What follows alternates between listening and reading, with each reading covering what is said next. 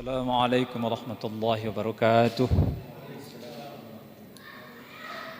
Bismillah, alhamdulillah, wa la hawla wa la quwata illa billahil aliyil azim. Assalatu wassalamu ala rasulillah Muhammad ibn Abdullah wa ala alihi wa ashabihi wa mawala. Alhamdulillah, kita tentunya bersyukur kepada Allah Subhanahu wa taala, bapak-bapak hadirin. Tidak ada ibu-ibu. Kita masih ingat ketika ingin masuk Ramadan. Oh, ada di sebelah ya. Bapak Ibu, kita mengucapkan marhaban ya Ramadan.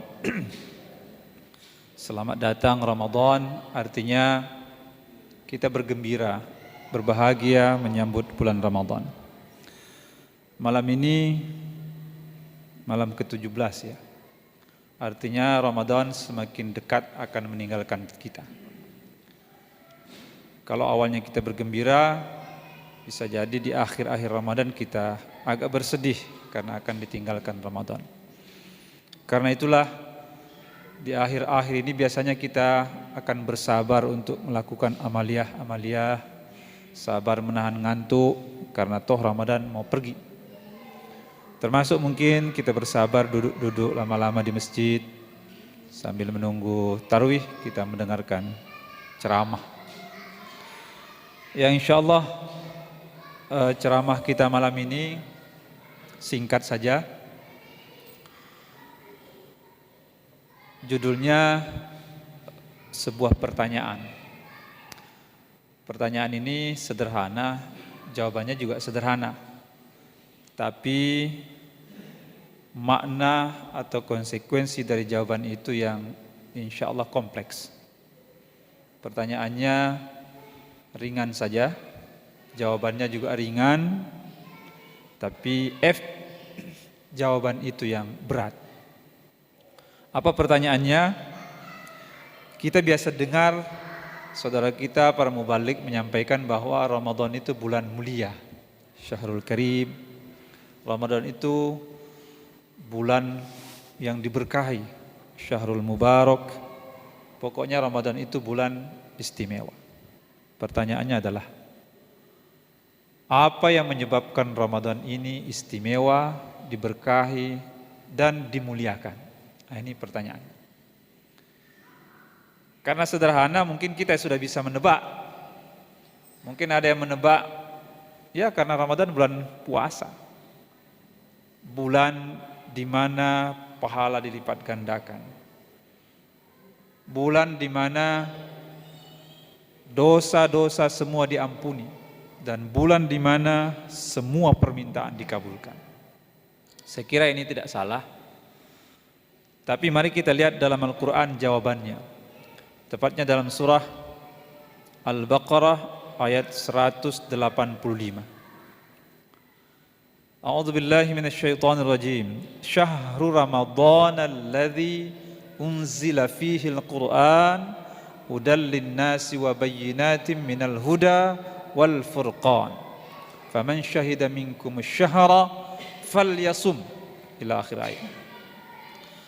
Ayat ini Bapak Ibu hadirin, kita tahu bersama satu-satunya ayat dalam Al-Quran yang menyebutkan nama bulan tegas. Ada 12 bulan, tapi Allah tidak menyebut nama yang ke-11 itu, hanya satu nama bulan yang disebut, yaitu Syahrul Ramadan. Itulah makanya Ramadan itu istimewa. Pertanyaannya kita ulang, di mana istimewanya? Istimewanya, kemuliaannya Ramadan itu disebutkan di kelanjutan ayat tadi. Syahrul Ramadan alladzi unzila fihil Qur'an. Kemuliaan Ramadan ini karena unzila fihil Qur'an, karena Qur'an turun di bulan Ramadan. Itu yang membuat dia mulia. Bukan puasa. Puasa itu salah satu kewajiban yang disebutkan dalam Quran dan kemuliaannya banyak, tapi dia adalah kemuliaan turunannya. Tapi penyebabnya dia mulia karena Quran turun di bulan Ramadan. Nah, itu dia jawaban. Sederhana saja. Tapi mari kita lihat. Karena itulah Bapak Ibu, Quran ini disebut Al-Quranul Karim. Al-Quran yang mulia. Kenapa Al-Quran itu mulia? Karena dia firman Allah dan bersumber dari Allah Zat yang Maha Mulia. Maka Quran itu mulia. Karena itu siapa saja yang disentuh, didatangi dan berinteraksi dengan Al-Quran pasti ikut juga menjadi mulia. Nah, kira-kira begitu cara berpikirnya. Dan ternyata betul, Al-Quran itu diturunkan Allah Subhanahu wa Ta'ala, dibawa oleh malaikat Jibril. Maka jadilah malaikat Jibril adalah malaikat yang mulia. Bahkan Jibril adalah penghulu dari seluruh malaikat. Karena apa? Wahyu dibawa oleh Jibril, Quran dibawa oleh Jibril. Quran yang mulia menjadikan Jibril mulia. Kita lanjut. Quran dibawa oleh Jibril kepada Nabi Muhammad sallallahu alaihi wasallam. Maka jadilah Nabi Muhammad sebagai nabi yang mulia. Bahkan nabi adalah penghulu dari semua nabi. Itu karena Quran turun kepada Nabi Muhammad. Nabi Muhammad menjadi mulia. Dan bukan cuma itu. Dalam beberapa riwayat disebutkan bahwa Allah memberikan penghargaan kepada Nabi Muhammad sallallahu alaihi wasallam. Tidak ada nabi yang masuk surga sebelum Nabi Muhammad masuk surga. Allahumma shalli alaihi. Kita berselawat kepada Rasulullah. Itulah kemuliaan yang Allah berikan karena Quran Allah berkehendak turunkan kepada Nabi Muhammad. Jadi Quran yang menyebabkan Nabi Muhammad mulia. Ramadan menjadi mulia karena Allah berkehendak menurunkan Al-Quran di bulan Ramadan. Kalau boleh kita berandai-andai, sekiranya Quran turun di bulan Syawal yang mulia, bukan Ramadan. Kira-kira begitu. Tapi Allah berkehendak memilih Ramadan, Allah menurunkan Quran di dalamnya, maka jadilah Ramadan itu adalah sayyidus syuhur, penghulu dari seluruh bulan. Bahkan ada satu malam di dalam bulan Ramadan itu yang disebut dengan apa anak-anak? Malam Lailatul Qadri. Khairum min alfi syahr, lebih baik daripada 1000 bulan. Kenapa malam itu mulia? Karena Quran turun di malam itu. Allah menurunkan Quran di malam Lailatul Qadar ke langit dunia, kemudian Jibril membawanya berangsur-angsur kepada Nabi Muhammad sallallahu alaihi wasallam. Itu kita berbicara mulia. Kenapa mulia? Dan kita ini umat Nabi Muhammad sallallahu alaihi wasallam juga menjadi mulia karena Al-Quran datang kepada kita. Bahkan beberapa riwayat menyebutkan tidak ada umat yang diperkenankan masuk surga sebelum umat Nabi Muhammad masuk surga. Itulah kemuliaan yang Allah berikan sebab Al-Quran. Jadi kalau selama ini kita menganggap Ramadan itu bulan puasa, kita tonjolkan puasanya, itu kadang menjadi beban. Tapi mestinya kalau datang Ramadan, pikiran kita adalah bulan Quran, bulan mulia karena Al-Quran.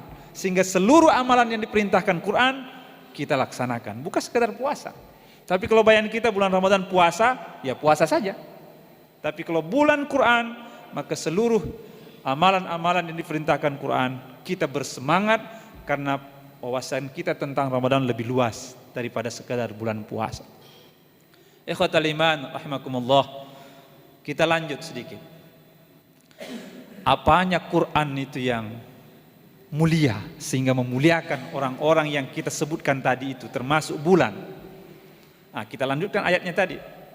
Unzila fihil Quran hudal lin nas wa bayyinatin minal huda wal furqan. Kemuliaan Al-Quran itu karena dia Allah jadikan sebagai hudan, petunjuk. Dalam bahasa Arab hudan itu dari kata hada fil mudhari yahdi, hudan. Artinya menunjuki, mengarahkan, membimbing, menuntun, memimpin. Kita artikan singkatnya pedoman, petunjuk, aturan. Jadi Quran itu adalah hudan. Maka siapa yang mengikuti hudan, petunjuk itu, dia akan turut menjadi mulia. Bahkan dalam surah Al-Isra Allah menyebutkan, Inna hadzal Qur'ana yahdi lillati hiya aqwam. Sesungguhnya Quran ini memberikan petunjuk kepada aqwam, jalan yang paling lurus, yang paling baik, yang paling mulia. Maka siapa yang mengikuti jalan petunjuk Quran ini, pasti dia akan menjadi mulia. Sekarang Al-Quran sebagai hudan, sebagai petunjuk itu diperuntukkan untuk siapa?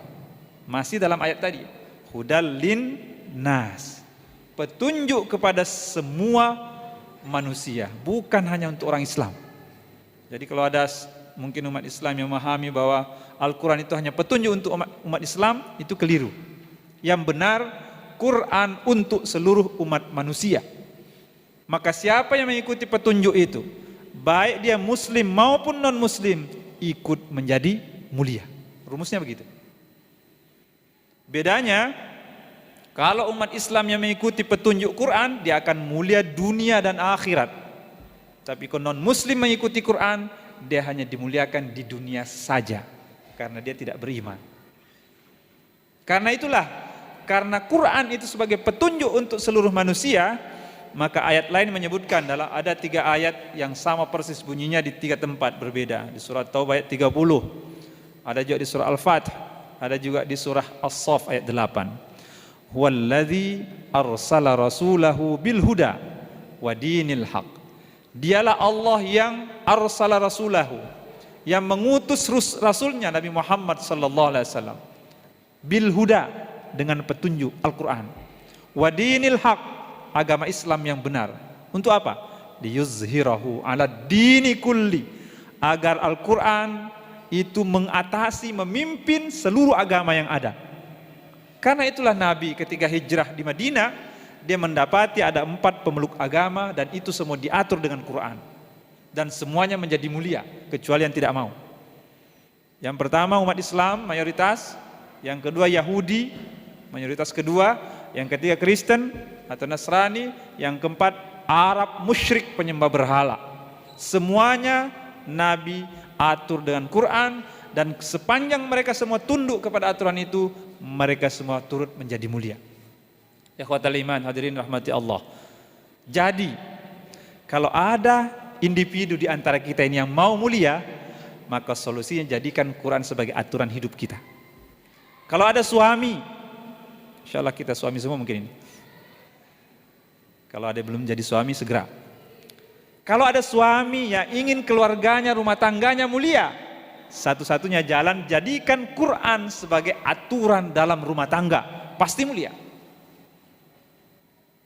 Kalau kita perluas sedikit, kalau ada masyarakat yang ingin mulia, masyarakat itu harus menjadikan Quran sebagai aturan hidupnya dalam bermasyarakat. Kalau ada pemimpin yang ingin rakyatnya mulia, maka jadikan Quran sebagai aturan dalam kepemimpinannya. Nah, itu kunci. Bahkan di dalam Islam, Al-Quran itu, pemahaman Al-Quran, seseorang menjadi standar kualitas kalau dia ingin dipilih jadi pemimpin. Contoh, yang bisa maju di depan jadi imam, yang terbaik bacaannya dan pemahaman Qurannya. Itu sudah rumus itu.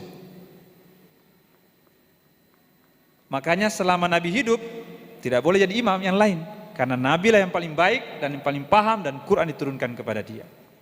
Nabi manusia biasa, lalu wafat. Lalu siapa yang akan berhak menggantikan Nabi sebagai pemimpin? Memimpin sholat dan memimpin umat? Jawabannya yang terbaik bacaan Qurannya dan yang terbagus paham Qurannya.